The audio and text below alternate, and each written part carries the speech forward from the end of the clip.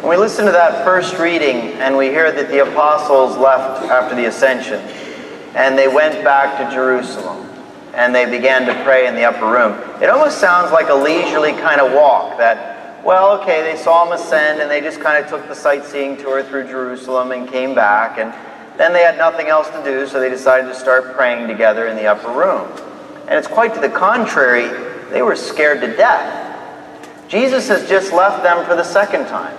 The first time he died, and he rose from the dead, and so he's with them for 40 days, but now he's left them again, and left them orphans, essentially, so he can send them the Paraclete. So what probably happened is, as soon as Jesus ascended, they skittered off to Jerusalem, hiding behind houses or in houses, trying not to be seen, until finally they were in the upper room where they locked all the doors, closed the windows, pulled the blinds, and they were cowering in prayer. They were frantic. They probably prayed the hardest prayer they've ever prayed in their life. And this 9 days, this novena before the Pentecost, would be the most powerfully prayed novena. So the life of an apostle is not one where they take a leisurely walk and they pray when they have time. The life of an apostle is one who is sent. Apostolein in the Greek means one who is sent. And so these are the ones who are sent out. They know not where, they know not to whom, but they go and they preach the gospel. And it also mentions that Mary is there in the room, and I thought that was so interesting. She is probably there comforting them. That she has this feeling of peace, and she's comforting them. But that's what we are called to do. We're called to be apostles. And so I'd say over the last 3 years, all the things that have happened within the parish, and certainly you see the renovations. I mean, we can see things that have changed on a house, but sometimes we can't see the things that have changed in the house, if you know what I mean. And so amidst the renovations, you know, we've had the retreats, we've had evenings of reflection, we've had the parish missions, we've had adult education, we've had Bible studies, we had the scourged Christ statue, we've had Advent, prayer and pasta and soup and stations, and we've had the festivals and a number of things that are happening in the church. And I want to stress that those things happen because of the apostles. They happen because people are really willing to work. They really want to come forward and actually be an active member. And so these things should continue to happen. We have a shortage of priests, and we've talked about this before. And so priests are going to come and go, especially here. This is pretty much a training ground for parochial vicars. If you haven't figured that out yet, they send them here to boot camp for 3 years, and then they ship them off. And whether it's Father Lavoie or Father Clark or Father Brahmer or Father Guzman, they pass through here. And so it's time as well for Father Wayne to move on. He's been here for 3 years. That's the term of a parochial vicar, more or less. And so he has been transferred to St. Patrick's in Carlisle. Now, this is good news and bad news. The good news is, of course, that Dickinson College is there. And so he will graduate from high school up to college now. And he'll be able to deal with the college students, and I know he'll do great things there. The bad news is he can no longer be at Bishop McDevitt High School. And it's unfortunate because he did such great work there. If you listen to some of the students, I mean, it sounds like he performed miracles there. I don't believe that. But if you talk to some of the students, that's the way they react. And so things are going to get a little tight in the years ahead. The diocese has issued a letter for us to read, which explains some of what's going to happen in the next few years. Since 1995, our diocese has faced many new challenges. One of the challenges we have been facing is the shortage of priests. Because of the shortage, we have closed parishes and twinned parishes. What twinning means is there's 2 parishes with 1 pastor. So we have, I think right now, 3 parishes in the diocese that are twinned. So the parishes have their own pastoral councils, they have their own festivals and their own organizations, whatever else. They just have 1 pastor that oversees both of them. The priests of our diocese have been very willing and faithful in responding to the needs of the diocese. The needs of the diocese have called on many priests to sacrifice, and most often the sacrifice was moving from one parish where they were known and loved to a new parish. Parishioners were also affected because they saw a priest who they knew and loved moving and then welcomed a new priest to their parish. This year we have been faced as a diocese with another challenge. 6 priests have retired from administration of parishes, and 1 active pastor died unexpectedly in February. We have only 1 priest to be ordained. As we look into the next 5 years, and I'd like to stress that again, as we look into the next 5 years, we have the potential of 27 priests retiring and only 27 seminarians being ordained during that period. Now this, of course, is if no priest dies unexpectedly or gets sick or leaves active ministry, and if no seminarian leaves our program of formation. So we need to begin planning for what the future may look like in our diocese. And so, as I said, this year many parishes, actually 7 parishes, are going to be twinned with other parishes. And St. Joan of Arc is one of them. St. Joan of Arc will be twinned with Holy Family Parish in Harrisburg. Again, the 2 parishes are independent entities. They have their own pastoral council, finance council, etc. But there's one pastor who will oversee that.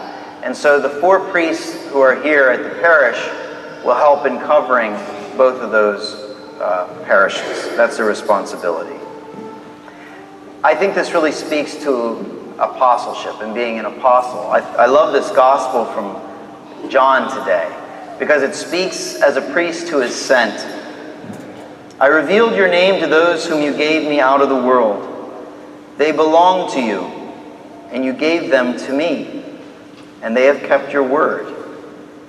Now they know that everything you gave me is from you, because the words you gave to me I have given to them. And they accepted them and truly understood that I came from you, and they have believed that you sent me. It's very powerful when we talk about apostleship. And so Father Wayne will be moving away from the parish, and unfortunately so will I. That about a little over a month ago, the bishop met with me for about an hour, and he said that this might happen, that the need might present itself, and if I'd be willing to go. And I want you to know that I said I don't want to go, that I'm very sad to have to go. And then about 3 weeks ago, Father Berger called me in and said, we need you to go. It's funny because he asked me if I needed to pray about it or think about it. I pray about it and think about it every day, all the time. Because what you do, you come to a place and you invest yourself in the people there. The priesthood is one of the only occupations I can think of where you can meet someone for the very first time and they just empty their heart out to you. It's a very powerful part of the sacrament, but it's also the hardest part of the vocation, because you become familiar with people and then you have to move away. So they have appointed me pastor of St. Mary's in Lebanon and St. Benedict the Abbot Parish, which is my previous parish. Because of the Spanish and a number of other issues, they've asked me to go there. And again, I told them I didn't want to go. I remember when I got here shortly thereafter, I complained to the diocese saying, you should never send 2 new priests to a parish. It doesn't even look good on paper. You send these guys there, they don't know what's happened in the past, and there should never be that again. And in fact, I apologized to Father Wayne publicly, because as a first-year priest, I should have probably been more of a mentor. And I was just adjusting myself so much, getting used to things, that I probably neglected that a little bit. But apparently the diocese heard what I said. So they are not sending a brand new person here. They are returning Father Berger here as the pastor. So he'll be coming back. And there will be another priest. I can't announce who that's going to be at this time, but the seminarian who will be ordained a priest in the days to come will be coming here as well. And so, again, I just ask your prayers. This is very difficult for me. And so I'd appreciate it, if you don't say anything to the diocese or write anything out of regret. I'd also appreciate it if you don't send them thank you notes, if you don't mind. But we will need your prayers. So we have 3 weeks left. The last weekend here actually will be festival weekend, which is wonderful. And Corpus Christi, the body of Christ. And as in the announcements it said, you know, after the 12 noon Mass, we'll have a procession around the neighborhood. I'll be there for that. We'll both be there for that. And then there's no evening Mass. So that's pretty much the way it goes out. I think it's great.